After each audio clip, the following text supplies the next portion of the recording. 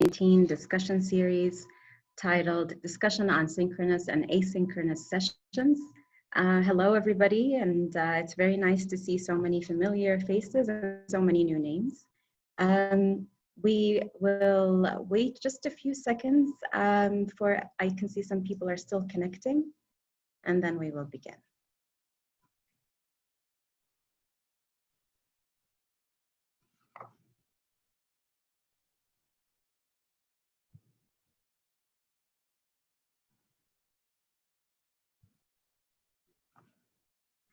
I'd like to begin with thanking everybody here today, and I'd also like to thank Maimoonah, the Middle East and North Africa Writing Center Alliance, for its help with planning and executing these discussions. I am Maimoonah Al-Khalil, a current member of the Maimoonah board and the moderator of today's discussion. I am joined by Sahar Mari, another member of the Maimoonah board, who will be moderating the chat box. I'd also like to begin by sharing a few notes before we get started. Today's discussion is recorded, and we will be sharing this recording on the Maimoonah website within the week. Participants, of course, may share any remarks that you find relevant to the discussion. You may post questions in the chat box in the button beneath the screen, and we will be getting to those questions at the end of the discussion and bringing them to the attention of our panelists. I would please ask everyone to kindly mute their mic during the discussion, and participants will have an opportunity to request to be unmuted and to join in the conversation at the very end of the discussion. Today's discussion comes at a very critical time for the region. Although synchronous and asynchronous online support for academic writing has been around in many centers around the world for some time, March 2020 kind of as a result of COVID-19 made online support a new reality for all centers, whether they were ready for it or not, here in the region. And as expressed by several writing center directors in our last Maimoonah discussion, many writing centers in the region had never offered online support before, yet transitioned to it within a matter of days in order to continue to support their writers. Additionally, unexpected and unfortunate turn of events like the very unfortunate explosion in Beirut last week sometimes means further reliance on and resilience through online consultations. Beirut was the site of Maimoonah's last conference in 2019, and the title was Resilience Through Reconstruction. So we at Maimoonah here today send Beirut's best wishes for peace and safety. We are here today to talk about synchronous and asynchronous sessions. In March, many centers did not have time to plan any feedback strategies, did not have much time to train, yet now that we have a little bit of an opportunity to talk to people with experience in synchronous and asynchronous consultations in order for us to be better prepared as we come into the fall semester in our training and our feedback strategies. Without further ado, I would like to introduce our panelists today. I will introduce them all at once, and then we can begin our discussion. Today we are joined with Maria Eleftheriou. She's an assistant professor at the Department of English and the Writing Center coordinator at the American University of Sharjah in the United Arab Emirates. The AUS Writing Center has approximately 5,000 consultations and appointments each year with a staff of 25 peer tutors. It has offered online synchronous tutoring since 2011. Kerry Sauer is the Writing Center coordinator for Georgetown University in Qatar and has been since 2016. He started Writing Center work in 2010 and used to teach academic writing prior to that. Ryan McDonald is the current president of Maimoonah and the former Writing Center director at Sultan Qaboos University in Muscat. He was at the SQU Writing and Tutorial Center there, had 4,500 appointments each semester and had a staff of 25 faculty and 50 peer tutors. He was also the director of international students in New York, where a vast majority of the appointments were held asynchronously. So thank you all for joining us today. And we really look forward to your thoughts and lessons learned from your experiences providing consultations online. I'd like to begin by discussing synchronous online consultations. And I understand that Maria and Kerry, you have extensive experience in that regard. The first question that comes to mind when providing consultations synchronously is training. Maria, if you can get started on any modifications that you do when it comes to training, can we assume that it's the same as face-to-face consultations? What needs to be made explicitly clear to tutors about preparing for a synchronous online consultation?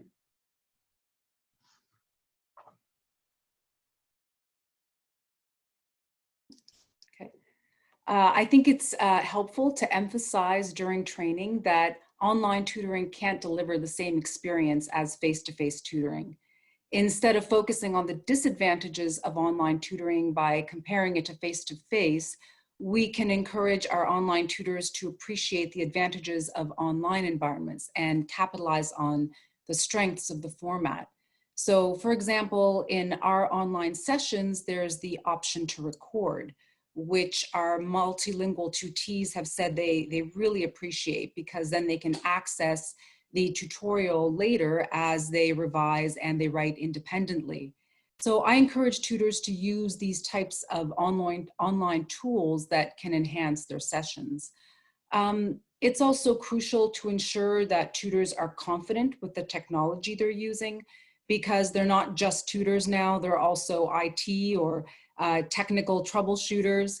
So during our training sessions, we explore the platform and practice using various tools such as the whiteboard, the screen share option, highlighting options, and we also discuss the various problems that may arise and brainstorm on troubleshooting the issues.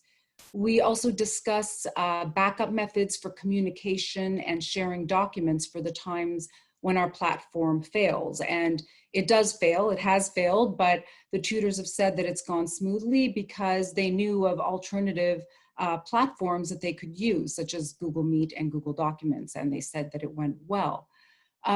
Furthermore, it's important to ensure that the staff has a forum outside of training to discuss issues that arise during their tutorials.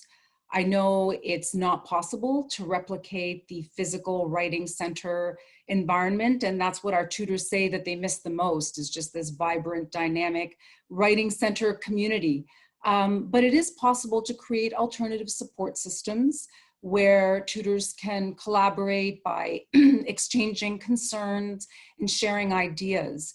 We have a very active WhatsApp group where tutors feel comfortable to voice their concerns without any kind of criticism.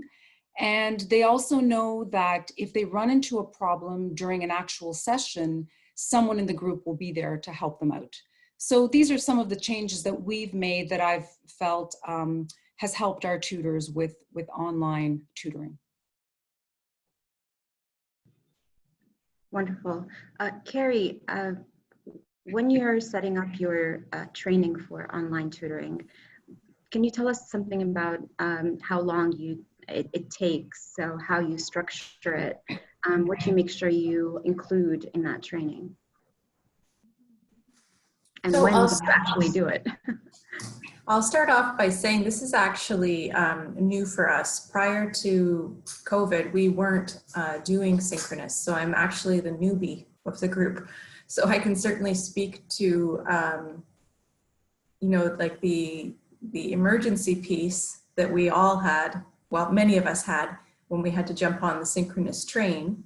And then since then, you know, what is our training evolving into? So luckily, from what I understand from the literature, a lot of the, you're supposed to train people in the format in which they'll be working. So really that's ideal to be in an online situation, training people to tutor online. There's a lot of benefits to that. They're sort of concrete and immediately transferable. like I said previously, in March, our training was mostly stopgap. Like, what do we need our people to be able to do immediately? So it was very needs-based. What we are planning for the current term are multiple sessions.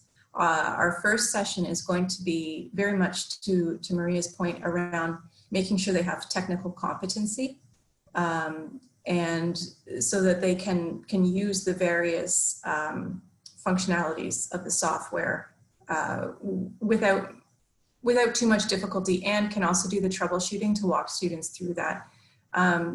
There's really not much more frustrating than to be in a session while you're trying to figure out how to unmute your microphone, or how to get your tutor to unmute your microphone, and it ends up eating into a lot of your session, when you can simply create some protocols and have a common resource place for them, and then have had practice actually dealing with that. So that's one of the aspects that we're going to be looking at. Again, to Maria's point, we're also going to be looking at making sure they understand how our system is going to be structured. So for example, we use WC Online, and it's partially now integrated with Zoom, and we're also going to be using Google Docs. So what does that look like? How do students make the appointments, and how does that impact our processes? The other thing that we're going to be looking at is sort of the key challenges that are identified in some of the literature we've looked at, and our own personal experiences since March. And so it's going to be a very practical, concrete thing initially around, this is what we know is challenging, so what are the strategies and the skills that we need, and let's practice those. For example, the lacking of visual cues if you have a student who doesn't want to be on camera. And that's very common for many of our students. So how do you manage that? How do you navigate that? How do you make sure that your writing session continues to focus on some of the higher order concerns instead of becoming more like a copy editing a session? Establishing rapport. And then there's all the questions I'm sure that our experienced tutors are going to have now, and will use their own questions and experience to frame some of the other training. So it's rather open at this point about what the additional sessions are going to look like.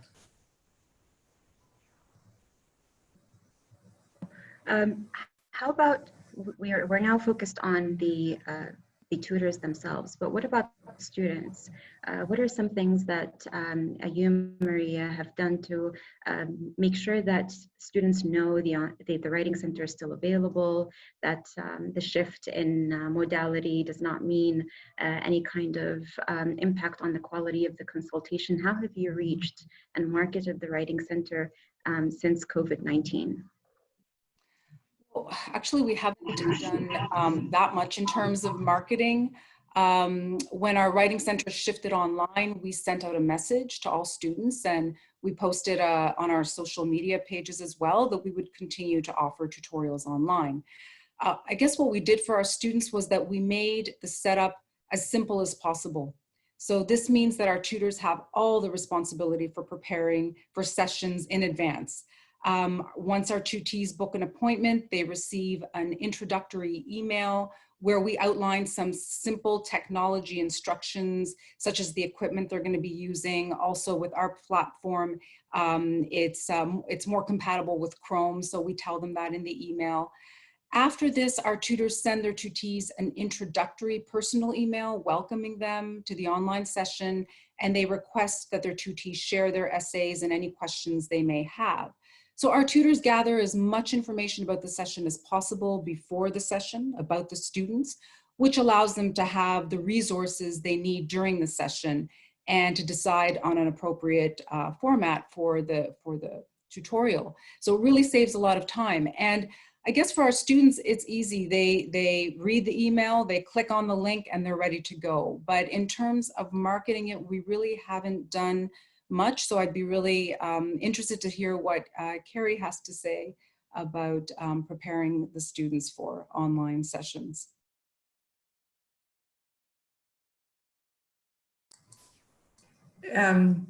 Funnily enough, Maria, I'm nodding along as you're speaking because what you've said reflects very much what we've done in terms of I think at the time in March, we were too focused on actually making the transition to do a lot of messaging to students. And that's something that we are intending to redress this coming term. So we are fortunate, we're in the position where, you know, being in such a small school, we have the opportunity to work with some of our faculty. So what that means for us is we'll be going into the introductory course, some of the introductory courses with the peer tutors, and they'll have a chance to introduce themselves and just speak a little bit about the fact that, you know, we're not face to face, but it's wonderful and it's going to be great. And there's all these things we can do with them that are going to be effective. So they're going to have a captive audience and then a faculty member to reinforce the message that online Writing Center appointments are very valuable. In addition, for us, because so many of our users are first-year students, they don't actually know the difference between the face-to-face sessions and an online format. This is just going to be their new normal, or the normal. So we're sort of banking on that to a little bit, but things that we are planning on doing are harnessing social media a little bit more effectively this time. Seems to be a good medium, probably Instagram. I really liked your idea of the introductory email. That's not something we've done before, but I can see the value of that, particularly for first-year students who are coming in for the first time. For us, WC Online allows us to collect the information about what it is the student wants to work on, which class it's for, and that's where we do the primary information gathering until we actually have our sessions. But I think our messaging is going to be sessions are running as normal, they're just online. And wow, isn't that awesome? All right. I want to move on to feedback now. Do you feel that there are a few matters that need to be discussed while training about synchronous sessions, especially when sometimes you may not have the video on? We're all in Gulf countries, and we know that maybe when dealing with girls, some of them may not be as comfortable with the camera on. I know in my situation, I had the tutors themselves weren't comfortable with the camera on. So what are some of the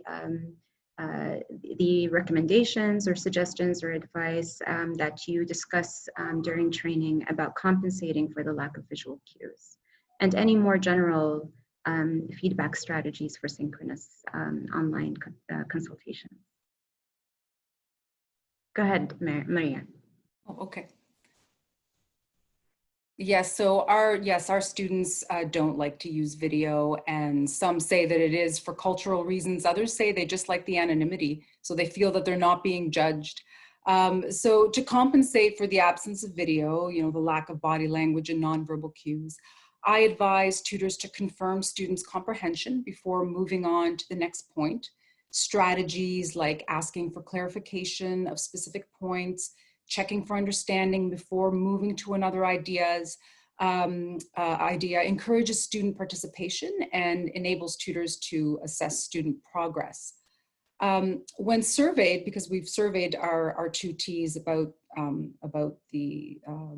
online tutorials a few times, our tutors also said that our tutors and our tutees said that they don't like long, awkward silences, that they find them uncomfortable. They're not sure whether the audio has stopped working or whether they misheard the tutor. So we discussed with tutors how they could avoid silences by repeating and rephrasing questions, but we also acknowledge that it's important to encourage tutees to be responsive and to allow sufficient time for them to reflect and to think. So rather than allowing a long silence, what I tell tutors is they can be more explicit about their expectations during the silence. So for example, they can say something like, could you try rephrasing this sentence to reflect what you said to me in the next 5 minutes? So students feel more comfortable when they know what they should accomplish during silence. Yes, Kerry, any thoughts on that?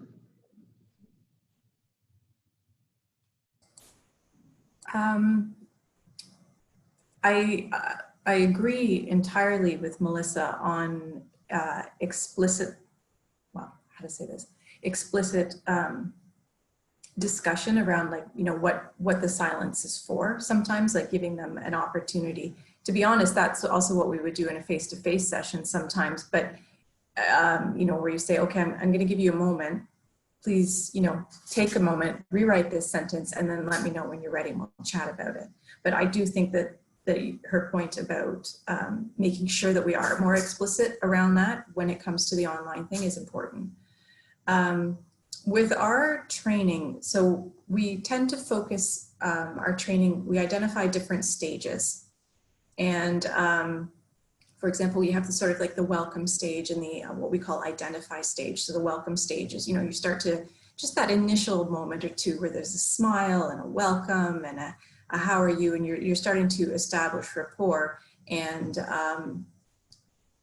then you've got that identify, what we call an identify stage, where you start to probe into how's the person doing, how are they feeling about classes, how are they feeling about this assignment, you know, what's going on for that, and using a lot of questioning to kind of dive into how it is that the student is feeling in the early stages, to get a measure of, for example, their stress levels and you know, where they're at, essentially. And then that helps frame for the tutors a lot of, you know, what's going to happen during the session, and or how much direction or confirmation or questioning they might need to use. So we really encourage a lot of open-ended questions at that point for addressing comfort, and then to continue with the more specific questions like, you know, do you think you understand this? Could you provide me with another example of what we've just talked about here? So again, getting down to the concrete stuff. So to be honest, I think a lot of what we've both said is fairly similar around negotiating and confirming meaning, and making sure that our tutors are doing it really explicitly and consciously, both for themselves and for the tutee to gauge comprehension.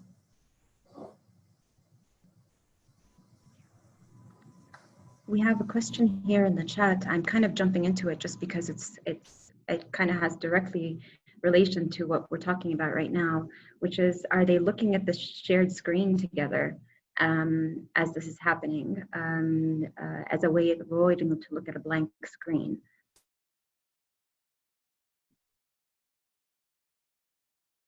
Maria or Kerry, go ahead. Maria. So our students are sharing a screen, and it's interesting because the platform that we use is iLearn Collaborate Ultra, and that's not what I was using before, but our university switched, the whole university is on this platform. So I thought it would be easiest for students, you know, to use something that they're familiar with. And initially we were disappointed to find out that yes, they can share a screen, but that only one person can make modifications. So it was a bit of a disaster, because what ended up happening was that the tutor was making the modifications. So they would share the essay, the student could see what was happening, but then the tutor was revising and making modifications and then sending it to the student. So that wasn't working well. And then we decided, well, why don't we have the student, the tutee, share their screen, and they make the modifications, they make revisions. So the tutor can't do anything. The only thing the tutor can do is advise and guide, and that worked really well. And some of our tutors said that actually face-to-face sessions started to become more interactive, more student-centered than in face-to-face sessions. So yes, they can share a screen, but in our case, only one person, and that's the tutee, can make changes on the document. Kerry.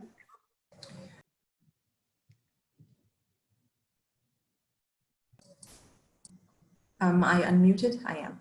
So for us, majority of our students, we're encouraging them to come in if they have something that's already written, to work with a Google Doc.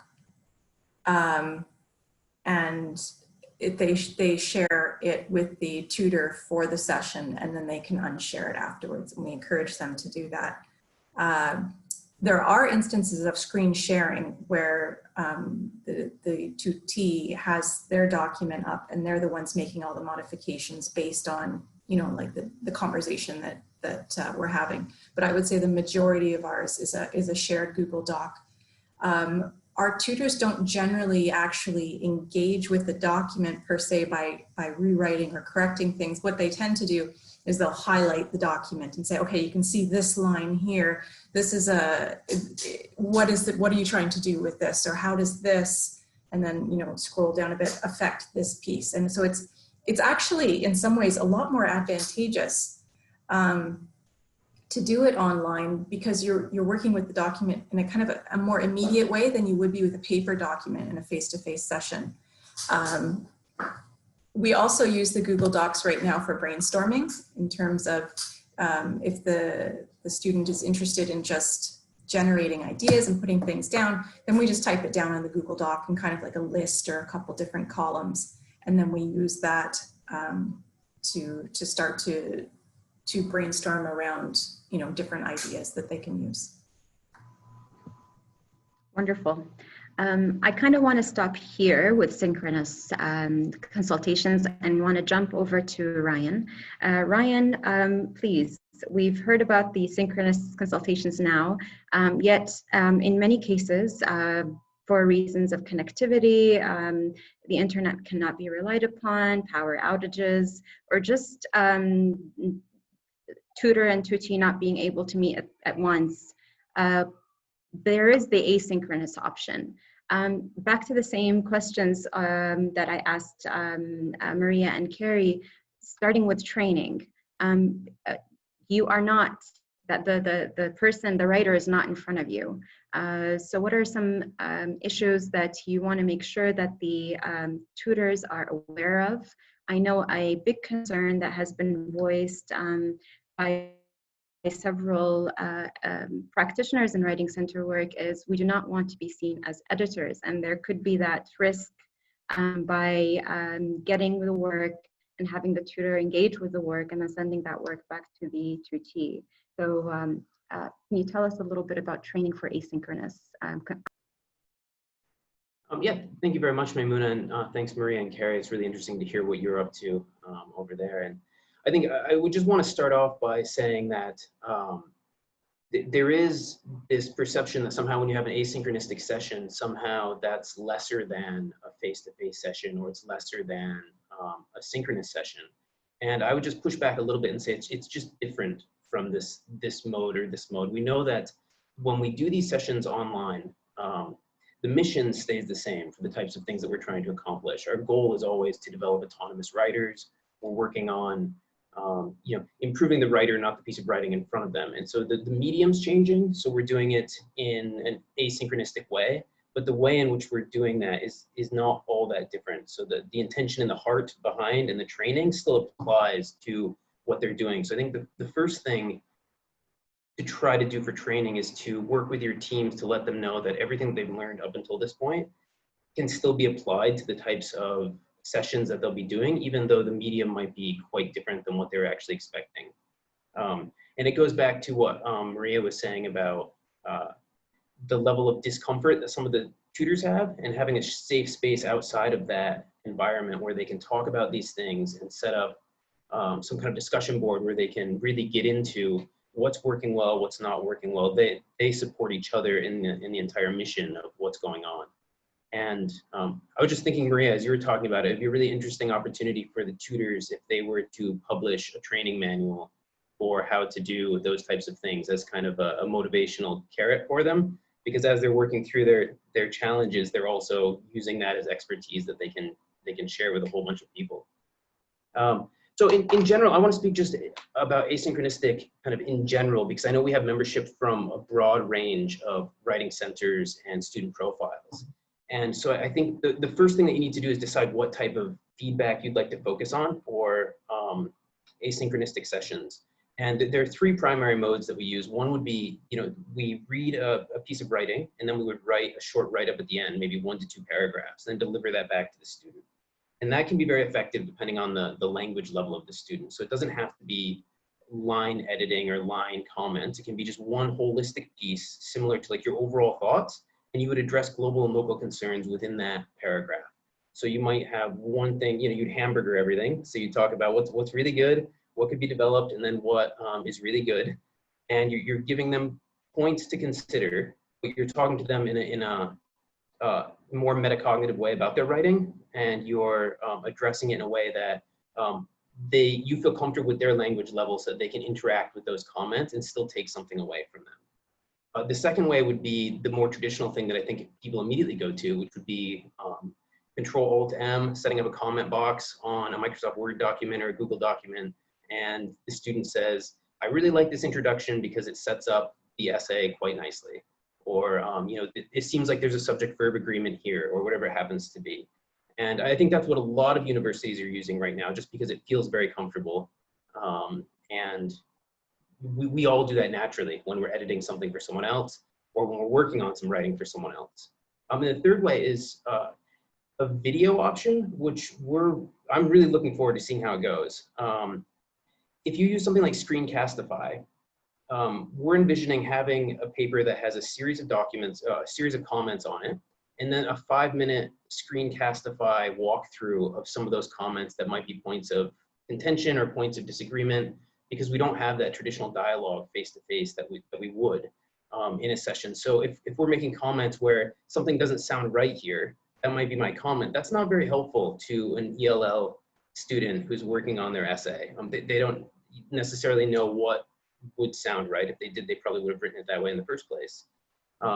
And so walking them through that comment, saying, I just want to talk about this for 1 second. It's something I'm not confused if you're trying to say this or you're trying to say this. What's going on here? Maybe think about approaching it from this point of view or including an example about this. And then you move on to your next point. And because Screencastify is free for up to 5 minutes, I think that's the appropriate amount for a video on a session like that. So you can have a 30-minute session. The first 25 minutes you go through and you identify the paper using whatever medium you'd like, whether you're going to go through and write a paragraph or whether you're going to line edit or line comment. And then you would go through with a screencast at the end just to clarify some of those points that might be ambiguous to the QT. So within those 3 things, the students need training on that, how to do those 3 things and how to identify which one would be most appropriate or which blend of those would be most appropriate for which types of students. And so I think writing center directors have to decide what their student profiles are like. And if they're primarily working, like for us, we're working with students who are IELTS band 4 to 5. So they're quite low.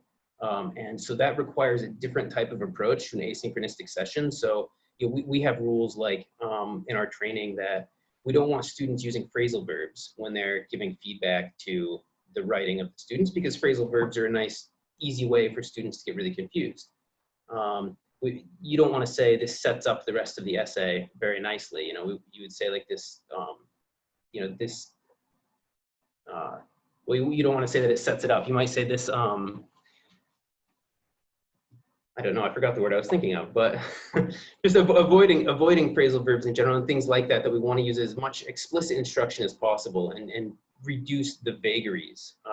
And so we'd like to set up for training specifically a few Moodle platforms so that students go through using the same medium, like what Maria and Kerry were saying, that they're expected to do something in.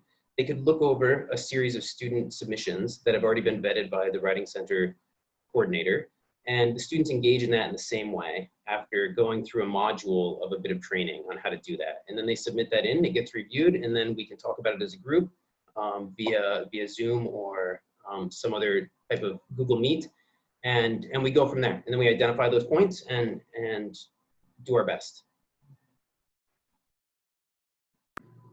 There's a question here about how long you would allocate for a tutor to read and respond. Paula has shared that they have averaged it up to 30 minutes in her situation for 8 to 10 pages. Do you have any kind of recommendation on that? How long to give for each submission? Yeah, I think it's really important that the writing center directors are deciding within the scope and scale of each piece of writing what the tutor is expected to do and what the tutee can have expected to be done with that piece of writing. And so there's various things online that you can find of different universities following different procedures. But the general rule of thumb is with an asynchronistic piece of writing, no more than 25 comments on a piece of writing that if it takes 30 minutes to go through, and you shouldn't be expected to go through more than 5 pages of writing in that session, in that 30-minute time period. And usually you stop at whichever comes first. So if you hit 25 comments, it's time to stop. Or if you get through 5 pages without 25 comments, it's time to stop. But setting up those boundaries very clearly and early can help the students, the peer tutors, avoid over feedback, which can be very just distressing to students.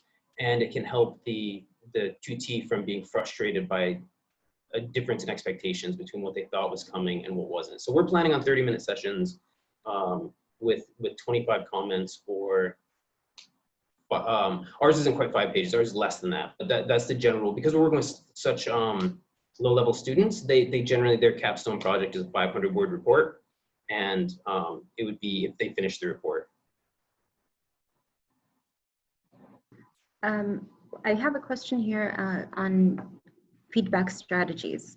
I know you mentioned some of that in the training and how you train students, but on the explicit to implicit kind of continuum or spectrum, where do you feel synchronous online consultations land in terms of comments? So I think that being as explicit as possible in general is very beneficial. Not just when you're in any kind of writing center session. I think whenever the vagary can be removed and you can just talk to the student in a direct way and say, I feel like this is missing, this is missing your thesis statement. It's just not there. That's much more helpful than telling them that something seems to be missing in their introduction and maybe they should go back through their textbook and try to decide what's missing from it. I'm a big proponent of just telling them as opposed to just having them sit there and be frustrated. I don't necessarily tell them what they should be writing, but they should be, I think, led along to find the weaknesses of their writing in a way that's extremely clear to them.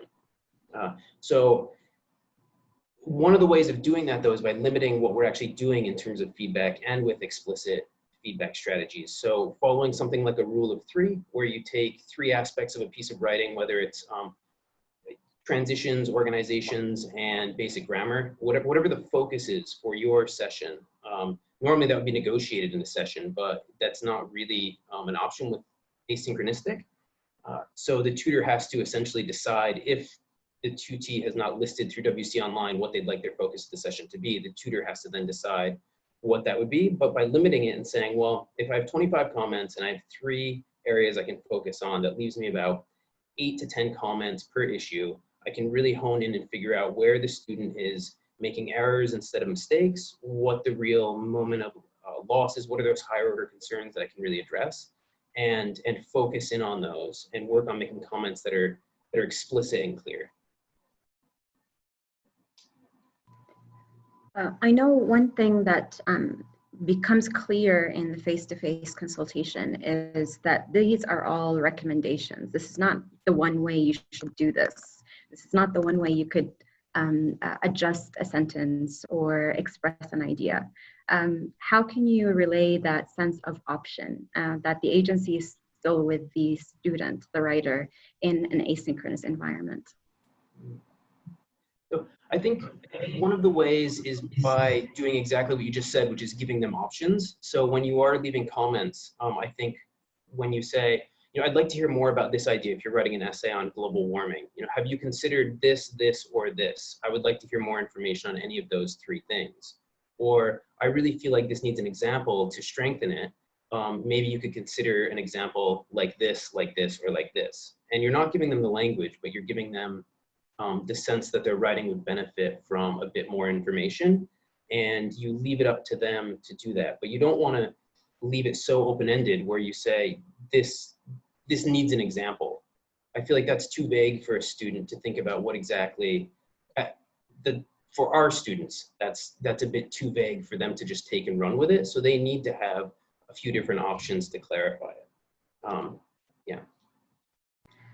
One question here that's coming in the chat is tutors sometimes fear giving bad advice or if they're unsure of what to say and it would be relayed in writing. I know you said that you would be working with the video sort of text hybrid mode, but what would be another way of explaining to tutors how to handle such a situation? In general, I think it goes back to two things, and Maria and Kerry mentioned them both earlier. I think it originally goes back to promotion and working on just kind of that introduction of who you are and what you're doing with the Writing Center.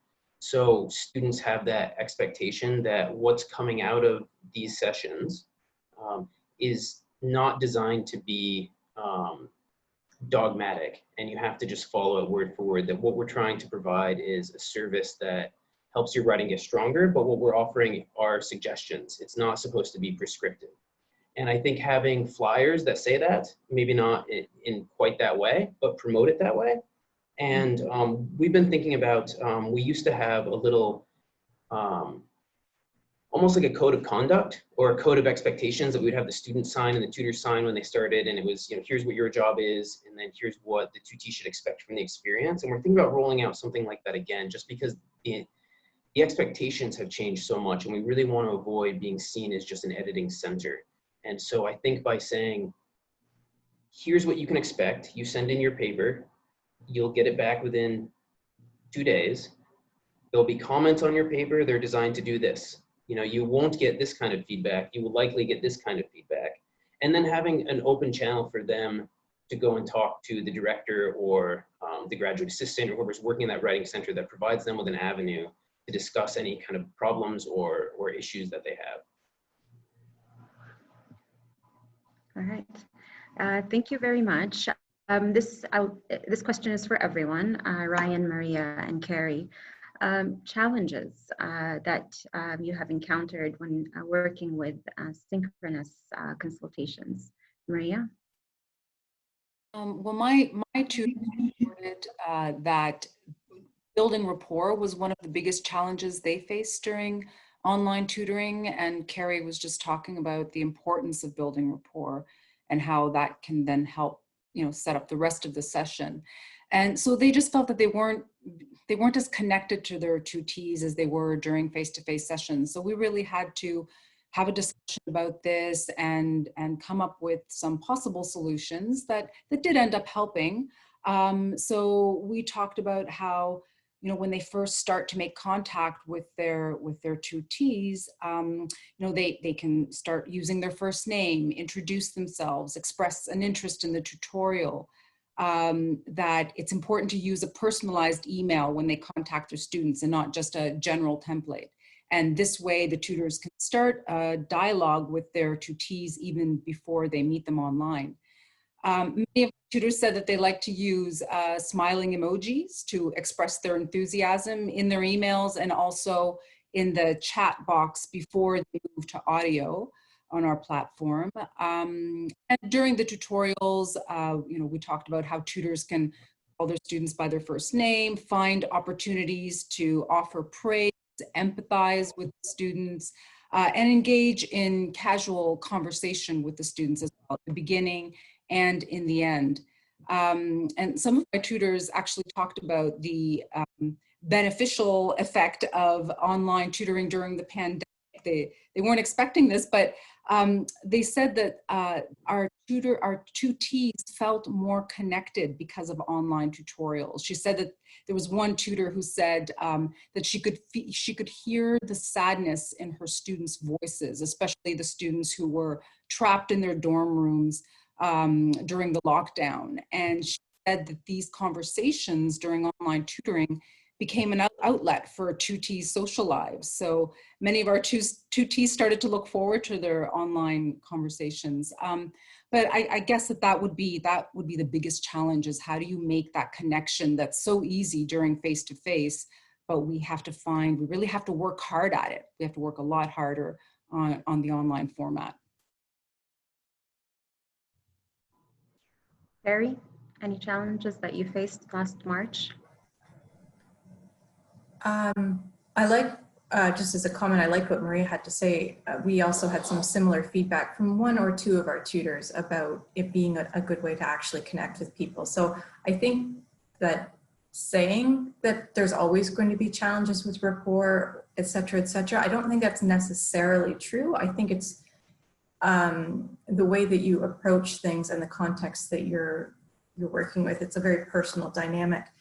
For us, I think right now, the challenge that I'm thinking of is almost forward thinking in terms of, okay, so we've got some experience at this point with synchronous stuff. We've done some stopgap training, and now we're going to do some more more planned training. And how are we going to be monitoring the effectiveness of what we're doing with this synchronous stuff, and how are we going to evaluate it? We all know, I'm sure, the challenges around evaluating the success of writing center visits in general. And I have a feeling that it's probably doubly complicated when you start to say, okay, specifically in this mode of, you know, online sessions, you know, how are we judging success? Where do we need to improve our training? How, you know, to the what's up group idea that Maria is going, how can we support our tutors effectively? Have we supported them effectively? And then building on that. So we don't have a plan yet. We're just sort of thinking at the meta level of, okay, we succeeded, we survived.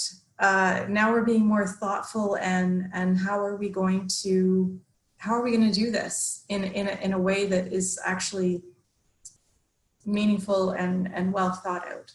So that's, I think, our upcoming challenge as we implement training and let the term unroll. Okay, Ryan?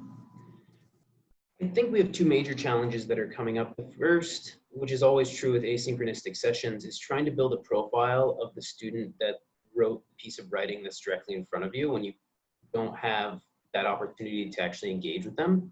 So that's where using things like WC Online become really essential in the types of registration questions for each session that you have to ask. I think it's essential that we know what stage of the writing process they're in.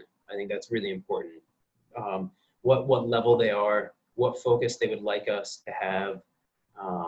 And if we have that information going in, it's a little bit easier, but in a way, it's also a bit of a hamstring, because if I take a preconceived expectation going into a session, I say, well, I know this student from this course, or a typical student from this course at this level working on this will have these types of problems.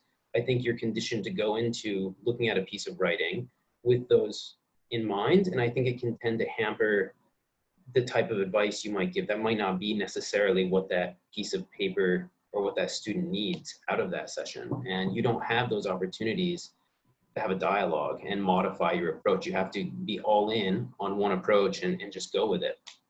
And the second one is dealing with instances of plagiarism, honestly, that come up, because it's so challenging when you, Omani students are wonderful in the fact that if you say, you know, did you just copy this? They'll say, yeah.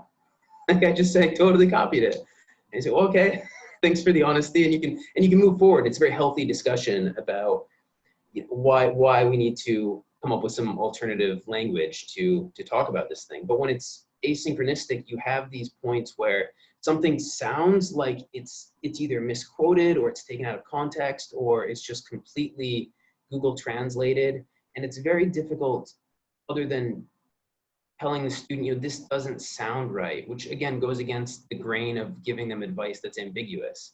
And so I think trying to find a way so that we can engage with students about instances of suspected plagiarism, and even the more nuanced one, particularly now, is when students are having brothers or sisters or family members write essays for them, and you know, just from the student's level and what they're working on, that type of language was manufactured by somebody likely other than the student. But then what do we do in that session then? How do you still scrape meaning out of the session and value out of the session without just dismissing it entirely? So I think those are the two major challenges that we have moving forward. And you'll have to check back in a few months to see how we're doing with them. Great. Well, these discussion series are going on. So whatever we get from our membership in terms of topics they would like to hear expert opinion on, those will be scheduled. Thank you very much for this discussion. I want to now open the floor to questions and invite our participants to ask. There are several questions that we've been waiting to present. One is about traffic, writing center traffic. There's a question about whether or not you sense a difference once the shift to total online work took place. Does anyone, you could just raise a hand if you have any kind of experience with the traffic or have done a comparison in numbers, comparing your on-site consultations with your online consultations. Go ahead, Kerry. We didn't see it with our traffic. It actually, the numbers remained the same for us, which was a surprise, but a welcome one. Great. We have another question here about statistics, whether the writers had a preference for synchronous or asynchronous consultations for those centers that provided both. Did any of the centers provide both? Kerry and Maria, your centers were completely synchronous. My center at King Saud University was completely synchronous as well. Ryan, were you ever in a writing center that provided both? Yeah, in the New York writing center that I was working at, we had a large contingent of Korean students who were graduate students who were working there, or who were going to school there, and overwhelmingly we had online sessions with them, and they really preferred it to the face-to-face sessions, mostly for practical reasons of just their graduate students. So they're really busy, and finding time to hash out in a writing center space was challenging for them. And so they found that just having the ability to be able to submit something when they were done with it, whether it's 3 a.m. or you know, whatever time it happens to be, and then get feedback within a reasonable amount of time, there's something that's quite liberating about that. And I think there is a natural anxiety that comes with like what Kerry was talking about, with this anxiety of technology, and is this session gonna be okay? And you're trying to mentally prepare what you're gonna say in your mind before something happens. And when you can just submit a piece of writing and say, I'll look forward to the feedback when I get it, I think there's a calming aspect to that is actually quite healthy when you're thinking about writing. And so we had our students who were graduate students disproportionately preferred having asynchronistic. The students who were on campus already and could just waltz into the writing center whenever they'd like, they preferred that option. Yes, graduate students often prefer online consultations, that's right. And that's just because the nature of their writing, it usually does take a lot longer actually to get through their work, and their concerns are quite different from the undergraduates. I have one last question to ask, and I know we touched upon it lightly in the different questions before, but proficiency level, and I'm talking about beginner students. Sometimes in some contexts, those they're around, or at least if not beginner, they're intermediate. Do you feel like modality makes a difference with them, or do you feel there are compensatory measures that we can take regardless of which mode or type of consultation we're providing? Again, this is an open question to all, and anybody can raise their hand and take it.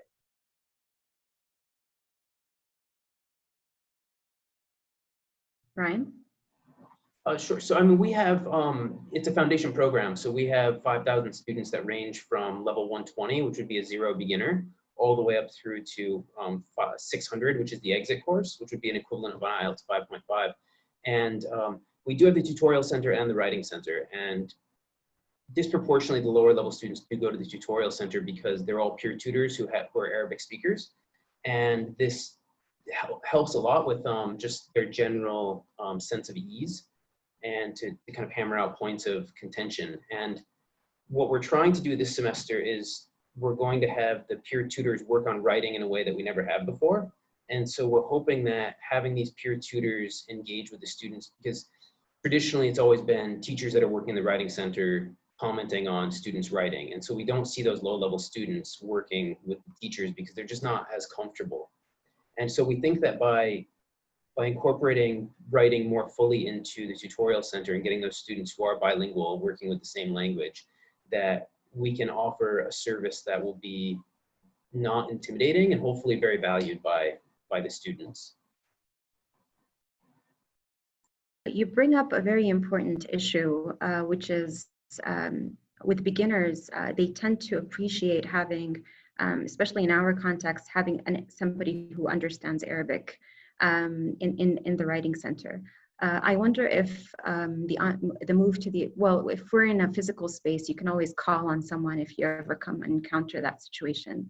I wonder if you have any thoughts on how we could support a writer like that who's working on an English text in an online environment, or if you feel there are other ways to provide support.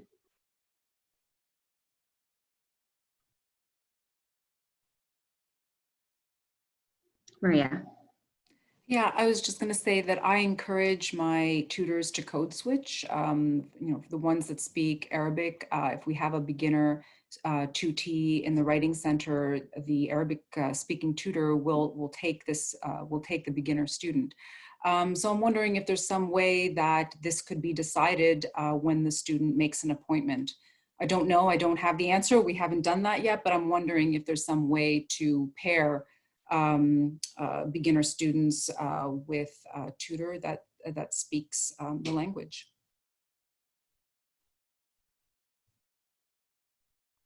Kerry. I think that's a really neat idea. One of the benefits, I think, of WC Online when you're booking appointments is that it allows you to input a little bit of information about like a tutor profile, and whether it'd be possible to leverage that to say, you know, fluent Arabic speaker, or, you know, like whatever languages that you're working in, just to highlight their maybe versatility, and students can judge whether they think that might be a better person to go to than, for example, English only speaker or something like that. Just a thought. Yes, thank you. We have here a question about whether you have guidelines or policies about recording sessions.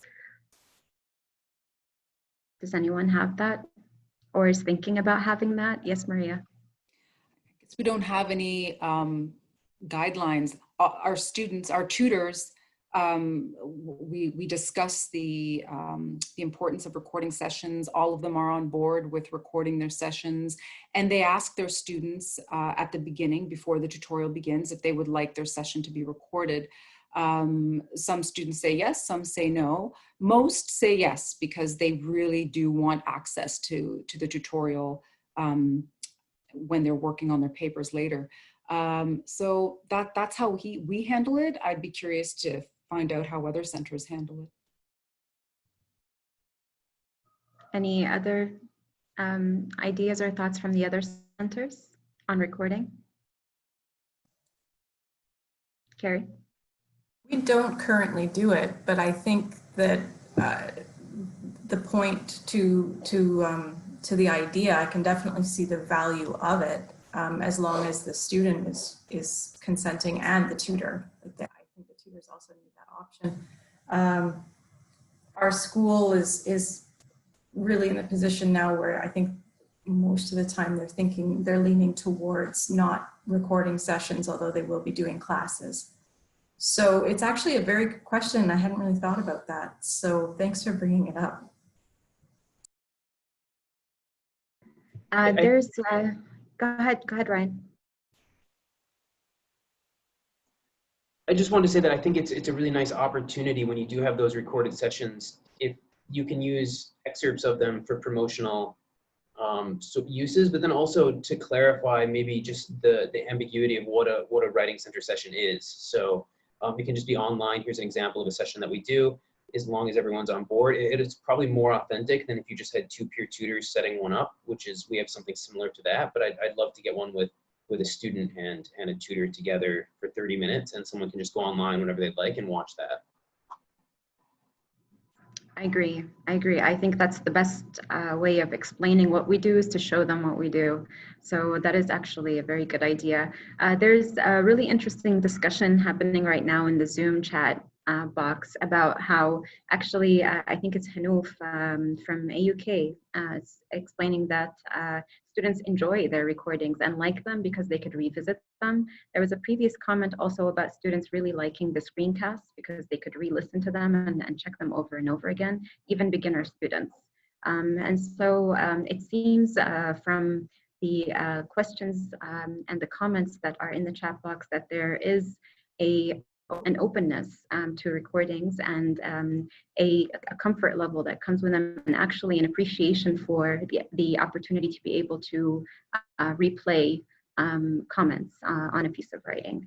I would like to, I think I have gone through all of the comments here. I will give our participants a few more minutes to post any more questions that they're interested in getting an answer to from our panel. But until those questions come in, I kind of want to ask everybody to, well, sum up your experience with asynchronous or synchronous consultations. What are some closing remarks, some takeaways for the participants that are in our discussion today? Maybe some who are probably hesitant or probably had some misconceptions about one way or another, one mode or another. What are some things you want to highlight as we conclude today's session and discussion? I'll start with you, Maria. Well, for me, this discussion today has been really great, really informative. I'm hesitating with asynchronous online tutoring because I think that really a lot of our graduate students could benefit from it, but I've been hesitant in the past, and hearing Ryan talk about it today has been really helpful. So I think having these kinds of discussions is important, and just, you know, being open to talking to people and learning about their experiences. So for me, I'm going to try asynchronous. I'm planning to trial it at least this coming fall. All right, Kerry. I've been hesitant about the asynchronous component, and I think that's probably going to be my takeaway from today, is to give some more thought to the value that it has and what it brings for the students, especially in terms of if you can set up appropriate parameters and an understanding of what it is that students are actually going to be getting back. I've had worries also, for example, around misconceptions. For example, if a student brings a paper to a faculty and says, well, the Writing Center told me to do this. I can definitely see the value of the audio component that Ryan was describing as a way of mitigating a misunderstanding around a recommendation, for example. So I'm going to have to think about it, and we wouldn't be implementing it this term, certainly. But perhaps we can think about it for future. Ryan? Yeah, and I would just like to say that I don't necessarily advocate asynchronous sessions as the best way. It's what we're currently doing because that's kind of the decision that has been made.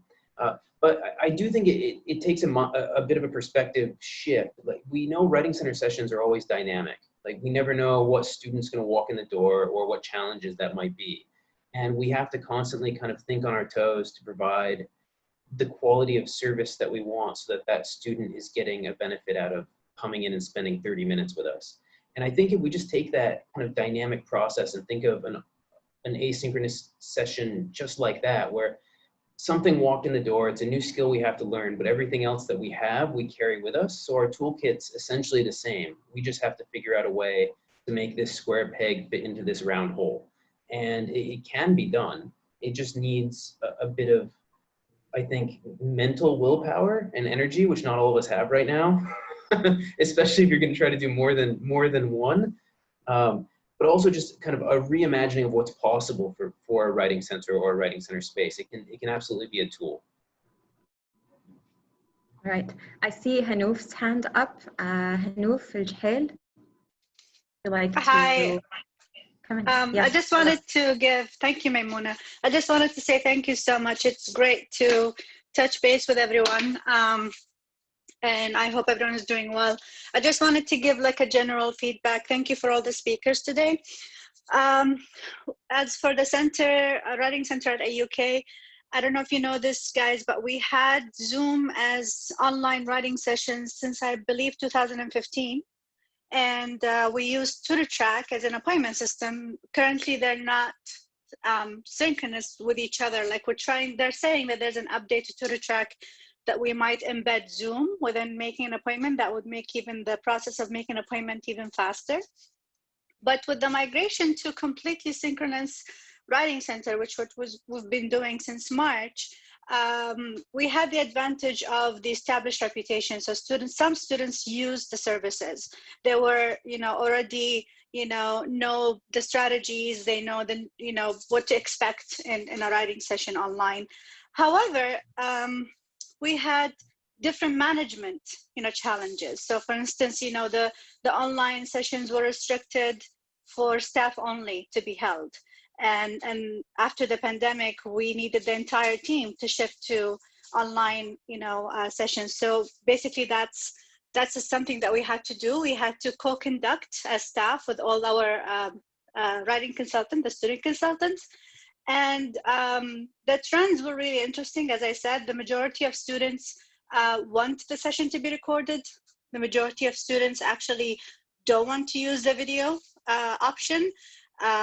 A lot of students with disabilities, we've seen them coming in regular sessions. They seem to be, of course, the population of students that are struggling the most now that they can't go on site and seek all the services on campus. So it has been very interesting.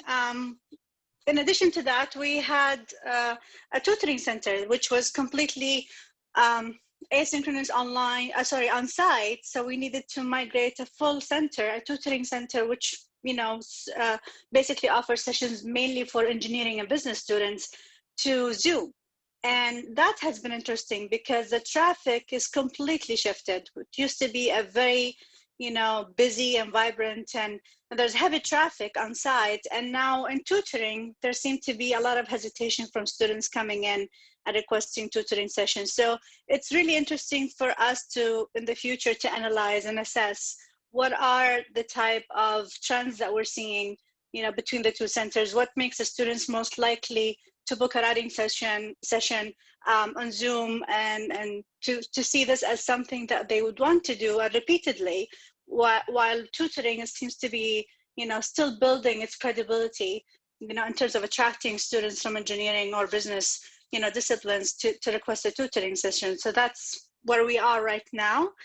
And also we would be moving, hopefully, maybe, into an asynchronous, also adding a service, to Writing Center, because I think a lot of institutions will be going through that in the near future, which is budget cuts and reducing of staff. And I don't think that we would be able to serve the entire population running Zoom sessions, from 9 to 5. I think we would eventually have to add the component of asynchronous sessions to meet the demand. So it has been very helpful hearing the feedback today and knowing the kind of experiences you guys have been, going through. So thank you so much. Thank you. Thank you very much for sharing that experience with us. And it's really interesting to see how having established a reputation sort of paid off when this crisis happened. And I have a comment here from Paula in LAU, who said that initially the online option was not the preference of the tutor, but that with cautious management, it got better with time, and that both tutors and tutees became more comfortable.